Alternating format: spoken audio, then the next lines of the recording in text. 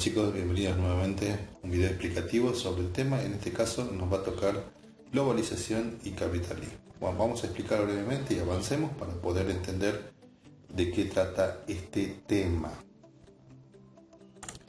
En primer lugar, la globalización, vamos a decir que dentro del capitalismo es una etapa.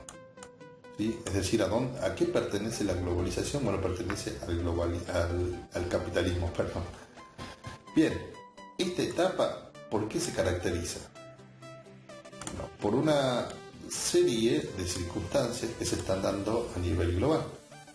Dice que, como definición, la globalización es un proceso económico, tecnológico, social, cultural, de comunicación e interdependencia entre ¿quiénes? Entre los países que componen el mundo o la comunidad internacional. ¿Qué quiere decir eso? Que a lo largo, o en esta etapa, a lo largo del capitalismo, esta etapa se va a caracterizar porque ya hay una integración masiva en casi todos los planos de la sociedad. Miren, ¿no? En lo económico, tecnológico, social y cultural. ¿Faltaría qué? Faltaría lo político. Exactamente. Bueno, ¿esta etapa de dónde viene? ¿De dónde apareció esta etapa? Bueno, esta etapa empezó a producirse allá en Europa por el siglo XV. ¿Se acuerdan de la llegada de Colón a América? Del proceso de colonización del continente americano por parte de los europeos. Bueno, durante ese proceso dice que ya empezó a formarse lo que es una comunidad internacional o una comunidad mundial.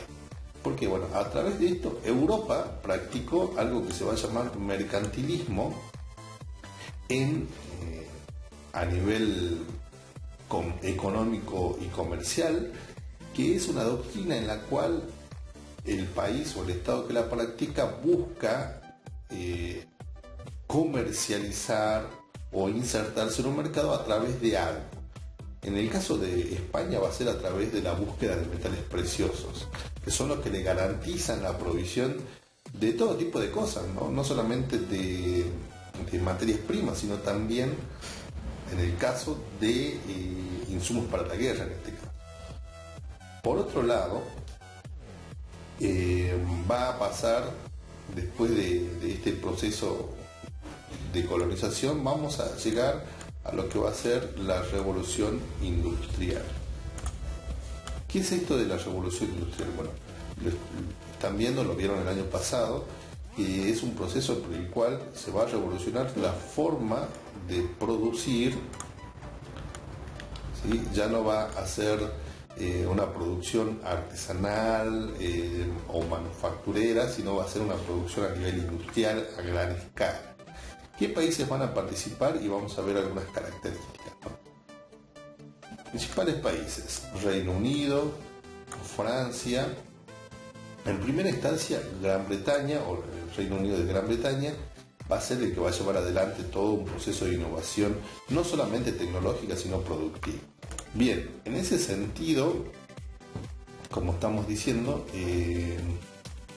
va a participar tanto Francia, Alemania, Estados Unidos, Japón. Estos cuatro últimos van a ser los que van a encarar la segunda fase de la revolución industrial. ¿Qué es lo interesante de esto y qué aporta a la globalización? Que todos estos países van a buscar o van a embarcarse en la carrera de la búsqueda de mercados.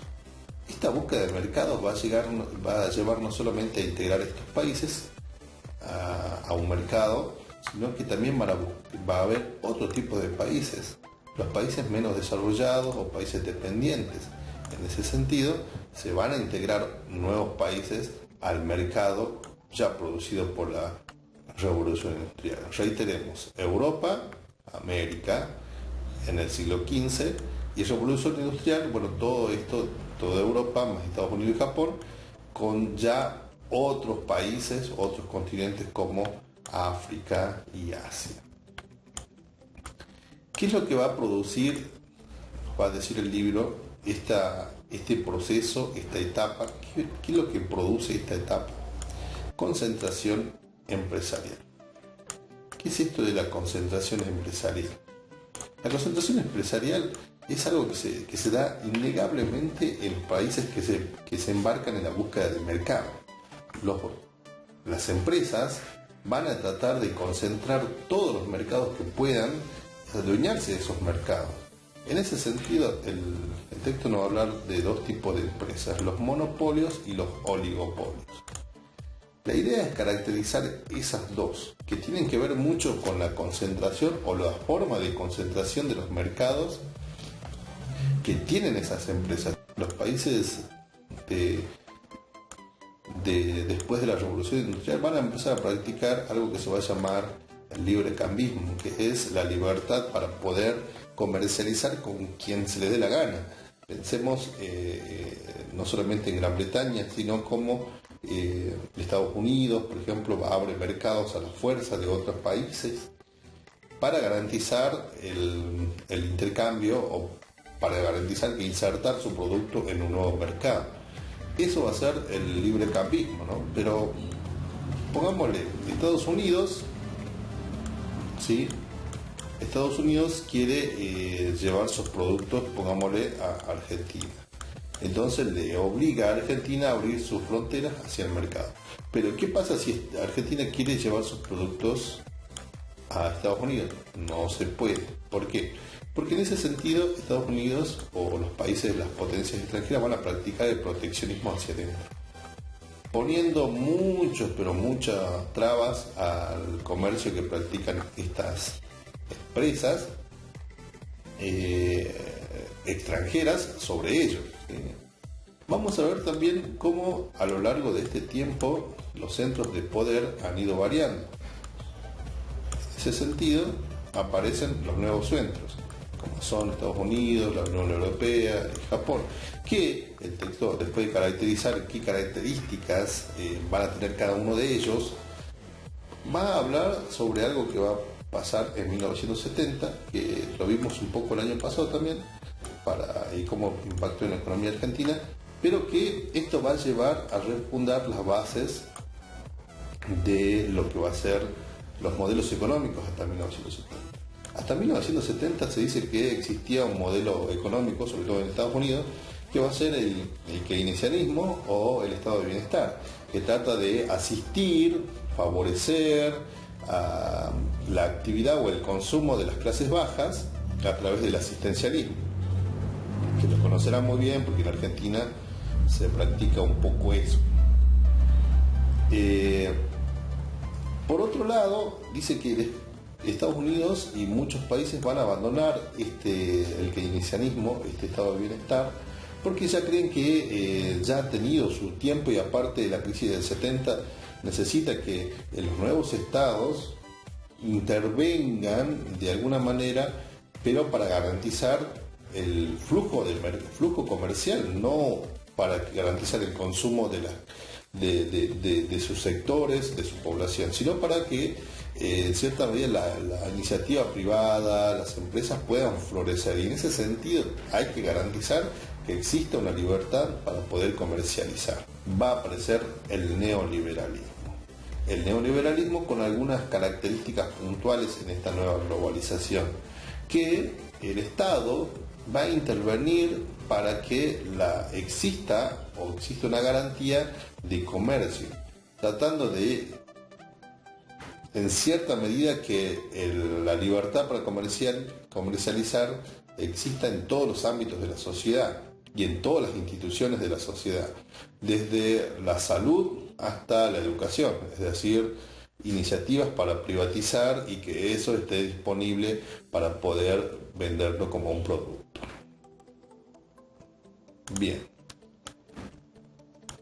Luego el texto, en la última parte, nos va a dar las características de lo que es la globalización actualmente y que eso va a formar parte de una consigna de trabajo que lo tienen que hacer ustedes.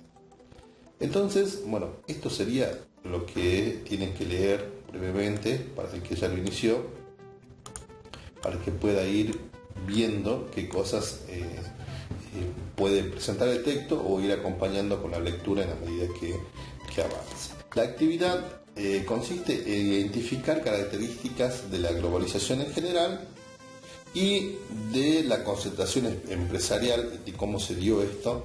Y bueno, ello conocer modelos de organización dentro de la economía, como es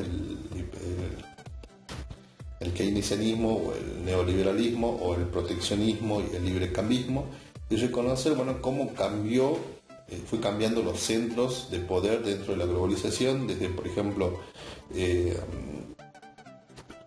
España a Gran Bretaña, de Gran Bretaña a Estados Unidos, y viendo cómo va cambiando esto. La idea es esa. Bueno.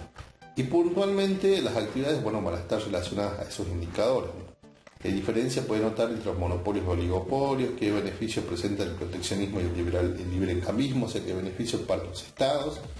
Y bueno, que elaboren una línea de tiempo cómo fueron cambiando los centros de poder o los centros en la globalización. Y por último, qué cosas cambiaron a partir de 1970 y enumerar características generales de la globalización, como se decía. Eso sería todo lo que tienen que hacer. Cualquier duda me están consultando, estoy a su disposición. Nos vemos en el próximo video.